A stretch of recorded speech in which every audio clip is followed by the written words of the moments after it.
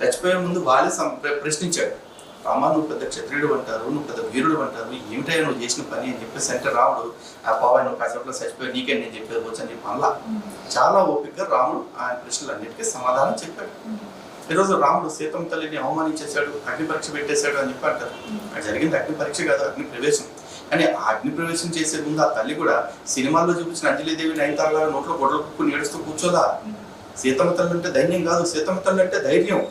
ఆ సీతమ్మ తల్లి అడగాల్సిన ప్రశ్నలన్నీ రాముడు వారిని అడిగేసిన తర్వాత రాముడు రాజుగా ఇది నా కర్తవ్యము, నువ్వు ఇది పాస్ అవ్వాల్సిందే అని చెప్పేసి అంటే పాస్ అవ్వాలని కూడా కాదు, నేను నిన్ను తీసుకువెళ్ళలేను అని చెప్పేసి అంటే సీతమ్మ తల్లి స్వయంగా లక్ష్మణుడికి చెప్పి ఆయన చితి పేర్చు అని అడిగి ఆ చిత్తులోకి ఆవిడ దూకారు. అక్కడ అగ్ని పరీక్ష జరగల, ఆవిడ అగ్ని ప్రవేశం చేశారు. అక్కడ అంతమంది ఉంటే అందరికీ చెప్పకుండా లక్ష్మణుడికి ఎందుకు ఆవిడ ఆజ్ఞయించారు? తల్లికి అంత్యేష్టి చేయాల్సిన మన కొడుకే కాబట్టి లక్ష్మణుడు